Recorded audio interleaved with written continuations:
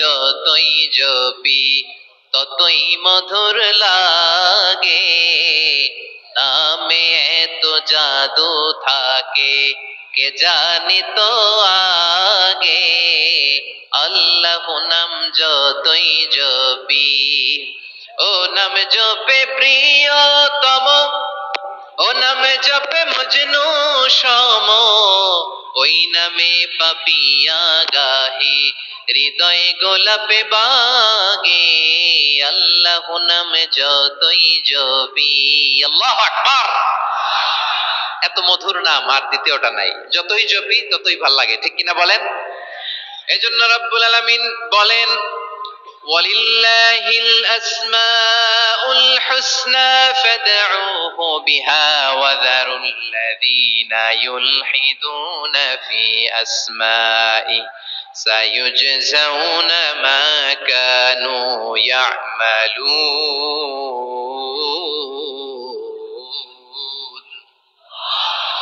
আল্লাহ বললেন, আমার অনেক সুন্দর সুন্দর নাম আছে, অনেকগুলো গুণবাচক সুন্দরতম নাম আছে, তোমরা এই নামগুলো ধরে আমি আল্লাহরে ডাকো, আর যারা আমি আল্লাহর নামের বিকৃতি ঘটায় তাদেরকে তোমরা বর্জন করো, আর তারা দুনিয়াতে যা করেছে আখিরাতের ফল তারা ঠিকই পাবে। সুবহানাল্লাহ বল। আল্লাহর অনেক সুন্দর সুন্দর নাম আছে, এগুলো ধরে ডাকতে বলা হয়েছে, আর যারা আল্লাহর নামের বিকৃতি করে তাদেরকে বর্জন করতে বলা হয়েছে। আপনি আল্লাহর নামের জিকির যখন করবেন, আপনি আমার আল্লাহর নামের বিকৃতি করতে পারবেন? বারোয়াখালীর ভাইয়েরা বুঝে থাকলে আওয়াজ দেন, আল্লাহর নামের বিকৃতি করা যাবে? আপনি যখন জিকির করবেন স্পষ্ট শব্দে আল্লাহর নামটা বোঝা যেতে হবে। সুবহানাল্লাহ, ওয়ালহামদুলিল্লাহ, লা ইলাহা ইল্লাল্লাহ, আল্লাহু আকবার, একসাথে মিলিয়ে করেন অথবা আলাদা আলাদা করেন, অথবা শুধু আল্লাহ আল্লাহ এই নামের জিকিরও যদি করেন স্পষ্ট বোঝা যাইতে হবে। আল্লাহর নামের বিকৃতি করা যাবে, কিন্তু আল্লাহর নামের বিকৃতি করে জিকির এদেশে আছে না নাই? আছে। দেখবেন জিকিরের মধ্যে হুই হুই হুই হুই হুই এরকম করতেছে, আছে না নাই? সবাই মিলে লাফাচ্ছে, দফাচ্ছে, মাথা ঝুলাচ্ছে, আর কি কি যেন বলে, ওইটার মধ্যে আমি আল্লাহর নাম খুঁজে পাই না, এরকম আছে না নাই? হ্যাঁ, হই হই করে কিম্ভূত কিমাকার অদ্ভুত আওয়াজ করে তারা জিকির করে, সেখানে আল্লাহর নাম নাই। এই জিকির আল্লাহর কাছে গ্রহণযোগ্য হবে? আল্লাহ বলেন, ওয়াযারুল্লাযীনা ইউলহিদুনা ফি আসমাইহি, খবরদার আমার নামের যারা বিকৃতি ঘটায় তাদেরকে তোমরা বর্জন করো। এজন্য জিকির যখন করব সুস্পষ্ট ভাবে আল্লাহ তাআলার নাম সেখানে থাকতে হবে, ঠিক কিনা বলেন? আবার আল্লাহ বলেন, যেমন মনে চায় তেমন জিকির তোমরা করো না, ফাযকুরুল্লাহ কামা আল্লামাকুম মা লাম তাকুনু তা'লামুন। তোমরা জানতে না, আল্লাহ তোমাদের জানিয়েছেন কেমন করে আল্লাহর নামের জিকির করতে হয়, যেমন আল্লাহ শিখিয়েছেন তেমন করে আল্লাহরে ডাকো, ঠিক কিনা বলেন? আল্লাহ তাআলা যেমন শিখিয়েছেন তেমন ভাবে আল্লাহ তাআলাকে ডাকতে হবে, ঠিক ওই পদ্ধতিতে আল্লাহ তাআলার নাম জপতে হবে। কোন পদ্ধতিতে সেটাও আল্লাহ বলে দিচ্ছেন।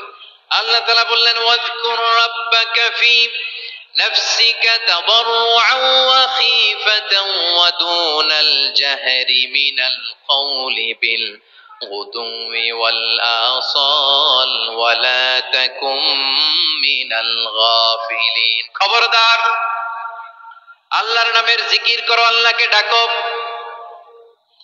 ফি নাফসিকা মনে মনে, তাদাররুআন সবিনয়ে, খাইফাতান ভীত বিহবল চিত্তে, দুনাল জাহারি মিনাল কওল অনুচ্চ স্বরে অনুচ্চ আওয়াজে। এভাবে আল্লাহরে ডাকলে সেই ডাকা কবুল করে নিবে কে? তাহলে আল্লাহকে জপতে হবে মনে মনে, সবিনয়, ভীত বিহবল চিত্তে, অনুচ্চ স্বরে, এভাবে জিকির করতে হবে। বিশ্ব ইসলাম এবং বিশ্বনবীর সাহাবারা ঠিক এই পদ্ধতিতে আল্লাহ তাআলাকে ডাকতেন। তাহলে এই যে আল্লাহ তাআলার সুন্দর সুন্দর নামগুলো আছে, এগুলো ধরে আমরা আল্লাহ তাআলার জিকির করব, তার প্রশংসা করব, তার পবিত্রতা বর্ণনা করব, তাহলে খুশি হবেন কে? বিষ্ণু ইসলাম বলেন, আশ-শাইতানু জাসিম আলা কলবি ইবনে আদম, শয়তান বনি আদমের কলবের মধ্যে এরকম খামচি মেরে বসে থাকে। খামচি বুঝেন তো? শয়তান বনি আদমের হৃদয়ে কলবে খামচি মেরে বসে থাকে। ফাইদা যাকারাল্লাহ খানাসা, যখন মানুষ আল্লাহর জিকির করে শয়তান দৌড়ে পালায়। ওয়াইদা গাফালা ওয়াসওয়াসা, আর মানুষ যখন অমনোযোগী হয়, গাফিল হয়, শয়তান আবার টেম্পটেশন দেয়, আবার ধোঁকা দেয়, আবার ওয়াসওয়াসা দেয়। এজন্য বিশ্বনবী বলতেন, লা ইয়াজালু লিসানুকা রাতবান মিন যিকরিল্লাহ, সব সময় প্রতি মুহূর্তে সর্বক্ষণে তোমার জিহ্বাটা আল্লাহর জিকির দিয়ে ভিজা রাখবা, আল্লাহর জিকির দিয়ে সিক্ত রাখবা, তাহলে কবুল করবে কে? সবাই পড়েন সুবহানাল্লাহ, আলহামদুলিল্লাহ, লা ইলাহা, সুবহানাল্লাহ, আলহামদুলিল্লাহ, লা ইলাহা ইল্লাল্লাহ, লা ইলাহা ইল্লাল্লাহ, মুহাম্মাদুর রাসূলুল্লাহ সাল্লাল্লাহু আলাইহি ওয়াসাল্লাম। প্রিয় ভাইরা, আল্লাহ তাআলার অনেকগুলো নাম আছে। আল্লাহ তাআলার এই নামগুলো ধরে তার নাম আমাদের ডাকতে হবে, জপতে হবে। বিষ্ণু ইসলাম বলেন, ইন্না লিল্লাহি তিসআতান ওয়া তিসঈনা ইসমান মিআতান ইল্লা ওয়াহিদা। আল্লাহর রয়েছে 99টা নাম, এক কম 100। এক কম, আমরা বাংলায় বলি না যে এক কম 100, মানে আসলে কয়টা? 99টা। বিশ্বনবী বলেন, আল্লাহর 99টা নাম আছে, মিআতান ইল্লা ওয়াহিদা, এক কম 100। মান আহসাহা দাখালাল জান্নাহ, যে ব্যক্তি 99 নাম মুখস্থ করে তার সিনার ভেতরে রাখবে, আল্লাহ তাআলা তাকে জান্নাত দিয়ে ধন্য করে দেবে। এবার বলেন, আল্লাহর নামগুলো জানার দরকার আছে না নাই? এই নামগুলো আমরা জপবো, মুখস্থ করব। এই নামগুলো আগে আয়ত্ত করতে হবে। এই নামের যে অর্থ সেটা অনুধাবন করতে হবে। এই নামের যে দাবি সেটা মানতে হবে। সিবগাতাল্লাহ, ওমান আহসানু মিনাল্লাহি সিবগা ওয়া নাহনু লাহু আবিদুন। আল্লাহর রঙে রঙিন হইতে হবে। আমার আল্লাহ দয়ালু, আমরাও দয়ালু হতে হবে। আমার আল্লাহ সহনশীল, আমরাও সহনশীলতার চর্চা করতে হবে। আমার আল্লাহ মেহেরবান, আমরাও মেহেরবান হতে হবে। বিষ্ণু ইসলাম আল্লাহর এই চমৎকার সুন্দরতম নামগুলো ধরে ধরে আল্লাহর কাছে চাইতেন। আপনি যখন দোয়া করবেন, আল্লাহর নামগুলো ধরে যদি দোয়া করেন, আল্লাহ ওই দোয়া ফিরায় দেয় না। সুবহানাল্লাহ বলেন। আপনি যদি দোয়ার মধ্যে বলেন ইয়া রহমান, সবাই বলেন ইয়া রহমান, ইয়া রহিম, ইয়া হাইয়ু, ইয়া কাইয়ুম, আল্লাহর চমৎকার নামগুলো ধরে ধরে যদি আল্লাহর কাছে ফরিয়াদ করেন, আল্লাহর নামগুলো ডাকেন, আপনার দোয়া মুহূর্তেই কবুল করবে কে? বিষ্ণু ইসলাম এভাবে আল্লাহর নামগুলো ধরে ধরে জিকির করতেন, আল্লাহর নাম জপতেন। তিনি বলতেন, আসআলুকা বিকুল্লি ইসমিন হুয়া লাক, আল্লাহ তোমার যত নাম আছে সব নামের ওসিলায় তোমার কাছে ফরিয়াদ করি, সব নামের ওসিলায়। আনসালতাহু ফি কিতাবিক, যে নাম তুমি তোমার কিতাবে নাজিল করেছো। আও আল্লামতাহু আহাদাম মিন খালকিক, অথবা তোমার কোন সৃষ্টিকে তোমার নাম তুমি জানিয়েছো। আও ইস্তাসারতা বিহি ফি ইলমিল গায়বি ইনদাক, অথবা গায়েবের জ্ঞানে তুমি তোমার নিজের জন্য ওই নামগুলো সংরক্ষিত রেখে দিয়েছো। সব নামের ওসিলায় তোমার কাছে চাই। সুবহানাল্লাহ পড়েন। তার মানে আল্লাহ তোমার যে নামগুলো আমরা জানি এগুলার ওসিলায়ও চাই, যে নামগুলো আমরা জানি না সেগুলোর ওসিলায়ও চাই। আল্লাহর সব নাম আল্লাহ আমাদেরকে জানায় নাই, কিছু নাম জানিয়েছেন, কিছু নাম তিনি জানান নাই। সুবহানাল্লাহ বলেন। আল্লাহ তাআলা তার কিছু নাম কোরআনে উল্লেখ করেছেন, কিছু নাম স্পেশাল কিছু নবীদেরকে জানিয়েছেন, আর কাউকে জানান নাই। কিছু নাম তিনি কিয়ামতের দিন আমাদের সামনে প্রকাশ করবেন যে এইটাও আমার একটা নাম, এটা তোমরা কেউ জানতা না। সুবহানাল্লাহ, সারপ্রাইজ হিসেবে আল্লাহ তাআলা রেখে দিয়েছেন, কেউ জানে না। কিয়ামতের দিন আল্লাহ তাআলা সেই নামগুলো জানাবেন। আর কিছু নাম আছে সেই নামগুলো আল্লাহ কোরআনেও বলে নাই, কোন নবীরেও জানায় নাই, কিয়ামতের দিনও সারপ্রাইজ হিসেবেও জানাবে না। ওই নামগুলো স্বয়ং খোদ আল্লাহ ছাড়া কেউ জানে না। এজন্য বিশ্বনবী দোয়ার সময় বলতেন, আল্লাহ তোমার যে নামগুলো জানি, যে নামগুলো জানি না, সব নামের বরকতে তোমার দরবারে চাই, সব নামের ওসিলায় তোমার কাছে ফরিয়াদ করি। সুবহানাল্লাহ বলেন। তাহলে সূরা হাশরের মধ্যে আমরা আল্লাহর মোট কয়টা নাম পাবো দেখি, মনে আছে কিনা? হ্যাঁ, কয়টা? আওয়াজ করে বলেন, কয়টা? মাশাআল্লাহ। এই 14টা শোনার আগ্রহ আছে? এই দুই একজন যে ওঠা বসা করতেছেন, এই ডাস্টে তো ডাস্ট অ্যালার্জি হয়ে যাবে, ধুলাবালিতে আসার সময় তো অনেক ধুলা খাওয়াইছেন আমার এই জায়গায়।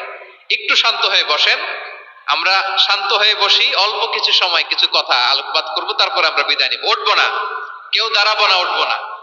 সেই গতকাল থেকে গত রাত থেকে আমি দেখেছি তো আপনাদের কাণ্ড কারখানা, ভিডিওতে দেখেছি কাঁথা বালিশ নিয়ে গত রাতে চলে আসছে।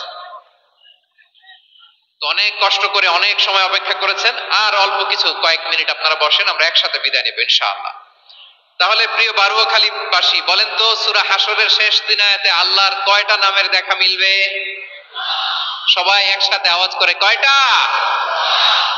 আসুন আমরা শুরু করে দিই। আল্লাহ তাআলা বলছেন, হুয়াল্লাহুল্লাযী লা ইলাহা ইল্লা হুয়া আলিমুল গায়বি ওয়াশ শাহাদাতি হুয়ার রহমানুর রহিম। আল্লাহ বলেন হুয়াল্লাহ, তিনি হলেন আল্লাহ, আল্লাযী লা ইলাহা ইল্লা হু, তিনি ছাড়া কোনো ইলাহ নাই। আছে নাকি?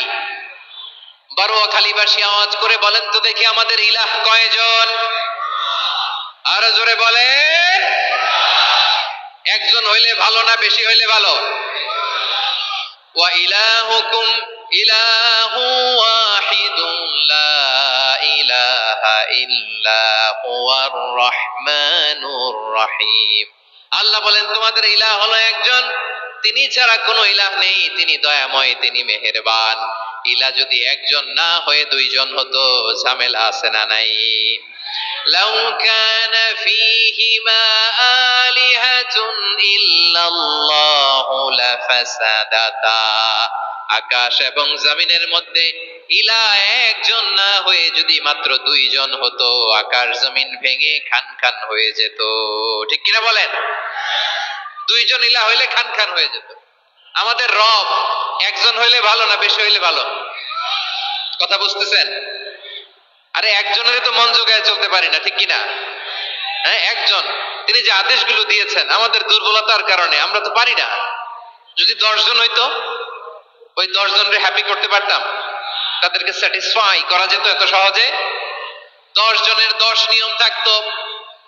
একজন বলতো আমার সেজদা দিবি সকালে, আরেকজন বলবে আমার জন্য নামাজ পড়বি 3 বার, আরেকজন বলবে আমার জন্য যাকাত দিবি এতবার, আরেকজন বলতো আমার জন্য কুরবানি দিবা এতবার। তাহলে আমাদের জন্য কঠিন হয়ে যেত, ঠিক কিনা? যদি ইলাহ একজন না হয়ে একাধিক হতো, একজন বলতো না আমি মহাবিশ্ব এভাবে চালাবো, আরেকজন বলতো না আমার মন চায় এভাবে, আমি এভাবে চালাবো, একজন বলতো সূর্য আমি পূর্ব দিকে উঠাবো, আরেকজন বলতো না আমি দক্ষিণ দিকে উঠাবো, আরেকজন বলবে না আমি উত্তর দিকে উঠাবো। এরকম আছে না নাই? ঝামেলা লেগে যেত। এজন্য বেশি রব হইলে আমাদের জন্য ঝামেলা, খোদা বেশি হইলে আমাদের লস।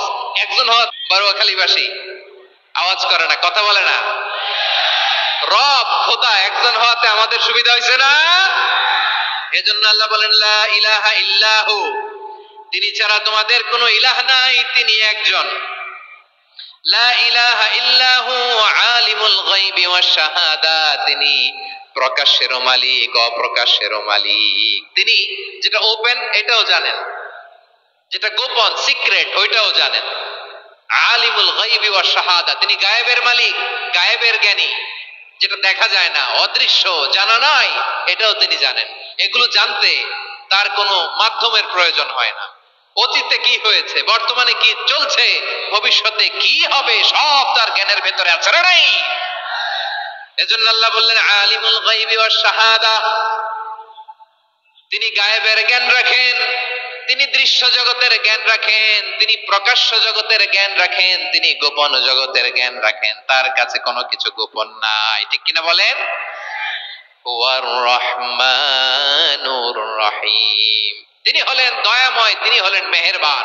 এই যে শুরু হলো 14 নামের প্রথম দুইটা, আর রহমান আর রহিম। হুয়ার রহমানুর রহিম, তিনি হলেন the most gracious, the most merciful, তিনি দয়াময়, তিনি অতিশয় মেহেরবান। সুবহানাল্লাহ বলেন। তার দয়ার কোনো শেষ নাই, তার মায়ার কোনো শেষ নাই। আল্লাহ, তাহলে 14টা নামের মধ্যে কয়টা পাইলাম? একটা কি? আর রহমান। বারুয়াখালীবাসী বুঝে থাকলে আওয়াজ করে বলেন, প্রথমটা কি? 2 নাম্বার আর রহিম। আওয়াজ করে বলেন 2 নাম্বার। আওয়াজ করে সবাই গলা ছেড়ে দিয়ে উত্তর দেন তো, প্রথম নামটা কি? দ্বিতীয় নামটা? আর রহিম। রহমান আল্লাহর one of the major names, আল্লাহর মৌলিক নামগুলোর মধ্যে গুরুত্বপূর্ণ একটা নাম হচ্ছে রহমান। গুরুত্বপূর্ণ নাম কি? রহমান। দয়ার সাগর, মায়ার সাগর। রহমানুন ফিদ দুনিয়া ওয়া রহিমুন ফিল আখিরাহ। এই দুনিয়ার জন্য আল্লাহ রহমান, দুনিয়াতে আল্লাহ সবাইরে দয়া করে, কাফিররেও করে, মুসলিমরেও করে। আর আখিরাতের জন্য তিনি রহিম, সেখানে কাফির মুশরিকদের জন্য আল্লাহর পক্ষ থেকে কোনো দয়া থাকবে না। চিল্লায় বলেন ঠিক কি না? এজন্য আল্লাহ বললেন আমার মৌলিক একটা নাম হলো রহমান। আল্লাহর পরে অন্য কোন নাম দিয়ে যদি তোমরা আমার নাম প্রকাশ করতে চাও, জপতে চাও, ডাকতে চাও, তোমরা রহমান নামে ডাকো। রব্বুল আলামিন ইরশাদ করেন কুলিদুল্লাহ আউইদুর রহমান আইয়াম্মা তাদউ ফালাহুল আসমাউল হুসনা। আমাকে আল্লাহ নামে ডাকো কিংবা আমি আল্লাহকে রহমান নামে ডাকো, যে নামেই ডাকো না কেন আমার আছে অনেকগুলো সুন্দর সুন্দর নাম। যে নামেই ডাকো আমি শুনি, ডাকলেই আমি সাড়া দেই। সকালে ডাকলেও সাড়া দেই, দুপুরে ডাকলেও সাড়া দেই, মাঝরাতেও যদি আমরা বিপদে পড়ি ডাকলে আমাদের ডাকে সাড়া দেয় কে? সবাই বলুন তো, সাড়া দেয় কে? আবার বিশ্বনবী যখন মক্কায় দাওয়াত দিচ্ছিলেন তিনি মাঝে মাঝে আল্লাহর নাম বলছিলেন, মাঝে মাঝে তিনি রহমান নাম বলছিলেন। যখন তিনি বললেন ওয়াইদা কিলা লাহুম উসজুদু লিররহমানি ক্বালু ওয়া মার রহমান। বিশ্বনবী মক্কায় যখন মক্কার কাফিরদেরকে, কুরাইশদেরকে বলল তোমরা রহমানকে সিজদা দাও, রহমানের ইবাদত করো, রহমানের জন্য সিজদায় লুটিয়ে পড়ো, মক্কাবাসী বলে রহমান আবার কে? রহমান রে তো চিনি না। রহমানকে আল্লাহ চিনি, রহমান চিনি না। মক্কাবাসী কি বলে? কারে চিনে? আল্লাহরে চিনে। কারে চিনে না? রহমান কে তো চিনি না। রহমান আবার কোত্থেকে আসলো? কে Rahman? Who is this Rahman? যখন তারা বলে রহমান রে চিনি না, আল্লাহর গায়ের হতে আঘাত লেগেছে। আল্লাহ বলে রহমান রে চিনো না? না, তাদেরকে চিনানোর জন্য আল্লাহ ৭৮ আয়াত বিশিষ্ট আর রহমান নামে কোরআনে একটা সূরা নাজিল করেছেন। যখন মক্কার কুরাইশরা বলে আল্লাহ চিনি, রহমান চিনি না, আল্লাহ বলে রহমান রে চিনো না, তাহলে চিনে না ও রহমান নামে তিনি ৭৮ আয়াত বিশিষ্ট কালামুল্লাহ মাজিদে একটা গোটা সূরা নাজিল করে দিয়েছেন। তিনি নাজিল করলেন আর রহমানু আল্লামাল কুরআনা খালাকাল ইনসানা আল্লামাহু। পরে সূরা হাশরের শেষ ৩টি আয়াত তেলাওয়াত করবে। রব্বুল আলামিন ওই ব্যক্তির জন্য ৭০,০০০ ফেরেশতা নিয়োগ দিবেন যারা সারা দিন ওই লোকের জন্য মাগফিরাতের দোয়া করবে। শুধু এখানেই শেষ নয়, বিশ্বনবী ফরমান ওয়া ইন মাতা ফি যালিকাল ইয়াউমি মাতা শাহীদান। ওই দিন যদি ওই ব্যক্তিটা ইন্তেকাল করে, সে শহীদ হয়ে কিয়ামতের দিন আল্লাহর সামনে দাঁড়াবে। আল্লাহ নাম যতই জপি ততই মধুর লাগে, নামে এত জাদু থাকে কে জানি তো আগে। আল্লাহ নাম যতই জপি, ও নাম জপে প্রিয়তম, ও নামে জপে মজনু সম, ওই নামে পাপিয়া গাহে হৃদয়ে গোলাপে বাগে। আল্লাহ নামে যতই জপি, আল্লাহু আকবার। এত মধুর নাম আর দ্বিতীয়টা নাই। যতই জপি ততই ভাল লাগে, ঠিক কিনা বলেন? প্রিয় বারুয়াখালীবাসী, এবার বলেন আপনারা কেমন আছেন সবাই? দুপুরের লাঞ্চ হয়েছে? হয়েছে কার কার দেখি? সামান্য একটু সামনে যাবো। লাঞ্চ হয়েছে কার কার? হায় হায়। আর লাঞ্চ হয় নাই কার কার দেখি? আল্লাহ এই ভালোবাসাগুলোকে তুমি কবুল করো। আমার ভাইদেরকে তুমি ইসলামের জন্য কবুল করো। এই যে তরুণ শ্রোতারা, জেনজি অফ নবাবগঞ্জ, একটা সময় ছিল 50 ঊর্ধ্ব 60 ঊর্ধ্ব মুরব্বী বাবাজিরা মাহফিলে আসতেন, ওনারা এখনো আসেন, কিন্তু এখন 90% শ্রোতা হচ্ছে Gen Z, the young generation, the future heroes and icon of Bangladesh. তোমাদের হাতেই বাংলাদেশ নিরাপদ। আমরা দেখেছি যত জুলুম, যত ফ্যাসিবাদ, যত অন্যায়, যত অত্যাচার, সব কিছুকে তোমরা দুমড়ে মুচড়ে সত্যের পয়গামকে 56,000 বাংলাদেশের প্রতিটি ইঞ্চি মাটিতে ছড়িয়ে দিয়েছো তোমরা। তোমাদের হাতে নিরাপদ এদেশের লাল সবুজের পতাকা। এজন্য তোমাদের কাঁধে অনেক দায়িত্ব, আবেগ আর বিবেকের সমন্বয় আমাদেরকে সামনে আগাতে হবে। বাংলাদেশকে রিবিল্ড করতে হবে। লেটস রিবিল্ড আওয়ার নেশন, ঠিক কিনা বলেন? এজন্য পরিশ্রমী হইতে হবে, ক্যারিয়ার গঠন করতে হবে, দেশের জন্য কাজ করতে হবে। পরিশ্রমে লজ্জা নেই, লজ্জা অলসতায়, ঠিক কিনা? পরিশ্রম করলে যে গা থেকে ঘাম ঝরে, এখানে যে লোনা পানি ঝরে, এই লোনা পানিতে জন্মায় সফলতার বীজ। আমার বারুয়াখালীর যুবক শ্রেণী, যুবক ভাইরা, পরিশ্রমী হইতে হবে। ফ্যামিলির জন্য, নিজের জন্য, দেশের জন্য আমাদের কাজ করতে হবে। রাজি আছি তো সবাই? আল্লাহ সবাইকে কবুল করুক, আমরা পড়ি আমিন। প্রিয় ভাইরা, আমাদের সময় খুব কম, কথা অনেক বেশি। অনেকে আপনারা দুপুরে খাবারও খেতে পারেননি, অনেকে গতকাল চলে আসছেন। গতকাল আসছেন কারা কারা দেখি? ইয়া সালাম। গতকাল যারা আসছে সব সামনের জায়গা প্যাক করে রাখছে একেবারে।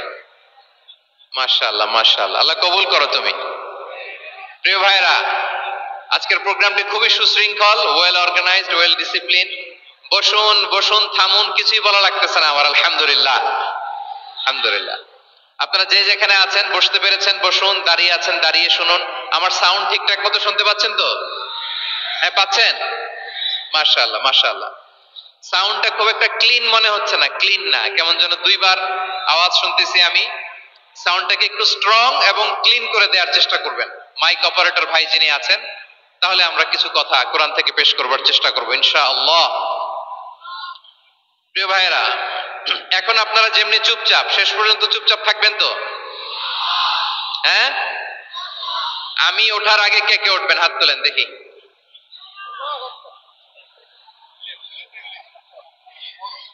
আমি ওঠার আগে কে উঠবেন? সত্যি তো? মনে থাকবে? একসাথে আমরা বিদায় নিব, আওয়াজ করে পড়ুন ইনশাআল্লাহ। সম্মানিত সুধী, মাইক অপারেটর ভাইকে আমার কথা শুনতে পাইছেন? যদি শুনতে পেয়ে থাকেন মেহেরবানি করে সাউন্ডটা একটু স্ট্রং করতে হবে, স্ট্রং, মজবুত করতে হবে এবং ক্লিন করতে হবে। মেহেরবানি করে আপনি একটু ট্রাই করেন, আমরা আগাচ্ছি। সম্মানিত সুধী, আজকে আমি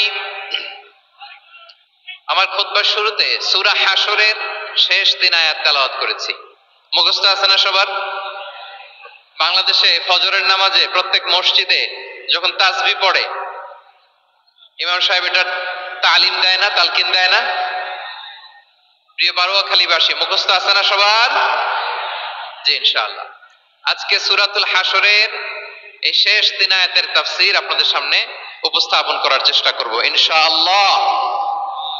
কোরআনের অনেক জায়গায় আল্লাহ তাআলা নিজের পরিচয় দিয়েছেন। নিজের পরিচয় তিনি বিভিন্ন আয়াতে বিভিন্ন সূরায় পেশ করেছেন। 3টি জায়গায় খুব এক্সক্লুসিভলি আল্লাহ তাআলা নিজের পরিচয় দিয়েছেন। এক হচ্ছে সূরা বাকারার 255 নম্বর আয়াতে, মানে আয়াতুল কুরসি। এর মধ্যে 9টা বাক্য আছে, 9টা বাক্য মিলে একটা আয়াত। এই আয়াতে আল্লাহ তাআলা খুব চমৎকার ভঙ্গিমায়, চমৎকার ভাষা শৈলী ব্যবহার করে, খুব উচ্চাঙ্গের আরবি সাহিত্য দিয়ে একটি আয়াত নাজিল করেছেন। এই আয়াতটার নাম হচ্ছে আয়াতুল কুরসি। বিষ্ণুই বলেন, মান ক্বারা আয়াতাল কুরসি দুবুরা কুল্লি সালাতিন মাকতুবাতিন লাম ইয়ামনাহু মিন দুখুলিল জান্নাতি ইল্লাল মাউত। প্রত্যেক ফরজ নামাজের পরে যে আয়াতুল কুরসি পড়বে তার জান্নাতে যাওয়ার ক্ষেত্রে আর কোনো বাধা থাকে না, একটা জিনিস ছাড়া, সেটা হচ্ছে মৃত্যু, মরণ। লোকটা মরে না তাই জান্নাতে যায় না, মরলেই জান্নাতি। এই আয়াতুল কুরসির এই আয়াতে আল্লাহ তাআলা খুব স্পষ্ট ভাবে নিজের পরিচয় তুলে ধরেছেন। আবার সূরাতুল ইখলাসের ভেতরে আল্লাহ তাআলা খুব চমৎকার ভঙ্গিমায়, খুব চমৎকার ভঙ্গিমায় তিনি নিজের পরিচয় তুলে ধরেছেন। অনুরূপ ভাবে সূরা হাশরের শেষ 3 আয়াতেও আল্লাহ তাআলা খুব চমৎকার ভাবে নিজের পরিচয় তুলে ধরেছেন। আওয়াজ করে পড়ুন সুবহানাল্লাহ। আমরা সূরা হাশরের শেষ 3 আয়াতের তাফসীর আজকে আমরা শুনবো। আসুন আমরা আমাদের রবকে চিনে নেই। আজকের আলোচনার টপিক হচ্ছে আসুন আমাদের রবকে চিনি। আসুন আমাদের, সবাই বলুন, আসুন আমাদের রবকে চিনি। আজকের আমার ঢাকা বিভাগের প্রোগ্রাম থেকে, এই নবাবগঞ্জ বারুয়াখালীর প্রোগ্রাম থেকে আমরা আমাদের রবকে চিনে যাব ইনশাআল্লাহ। বলেন সবাই। সূরা হাশরের শেষ 3 আয়াতের একটা বিশেষ ফজিলত আছে, এটা আপনারা পড়বেন। কি ফজিলত? বিষ্ণু ইসা ইসলাম বলেন, মান ক্বালা হিনা ইউসবিহু সালাসা মাররাতিন আউযু বিল্লাহিস সামিউল আলিম মিনাশ শাইতানির রাজীম সুম্মা ক্বারা ثلاث آيات من آخر سورة الحشر وكل الله به 70,000 ملك يصلون عليه وإن مات في ذلك اليوم مات شهيدا। বিশ্বনবী মুহাম্মদুর রাসূলুল্লাহ সাল্লাল্লাহু আলাইহি ওয়াসাল্লাম ইরশাদ করেন, যে ব্যক্তি সকাল বেলা 3 বার তেলাওয়াত করবে আউযু বিল্লাহিস সামিউল আলিম মিনাশ শাইতানির রাজীম, এরপরে সূরা হাশরের শেষ 3টি আয়াত তেলাওয়াত করবে, রব্বুল আলামিন ওই ব্যক্তির জন্য 70,000 ফেরেশতা নিয়োগ দিবেন যারা সারা দিন ওই লোকের জন্য মাগফিরাতের দোয়া করবে। শুধু এখানেই শেষ নয়, বিশ্বনবী ফরমান ওয়া ইন মাতা ফি যালিকাল ইয়াউমি মাতা শাহীদান, ওই দিন যদি ওই ব্যক্তিটা ইন্তেকাল করে সে শহীদ হয়ে কিয়ামতের দিন আল্লাহর সামনে দাঁড়াবে।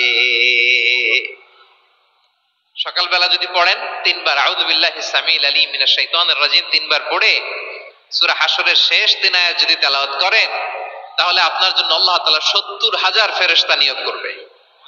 সারা দিন তারা আপনার জন্য মাগফিরাতের দোয়া করবে, আর ওই দিন ইন্তেকাল করলে আল্লাহ তাআলা শহীদ হিসেবে আপনাকে কিয়ামতের দিন দাঁড় করাবে।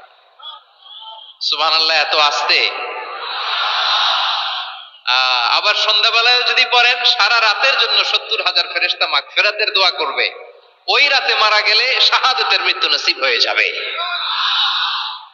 এজন্য এই দোয়াটা পড়ার দরকার আছে না নাই? আযকারুস সাবাহি ওয়াল মাসা, সকাল সন্ধ্যার যে জিকির, এই জিকিরের অন্তর্ভুক্ত করে নেবেন এই ওয়াজিফাটা।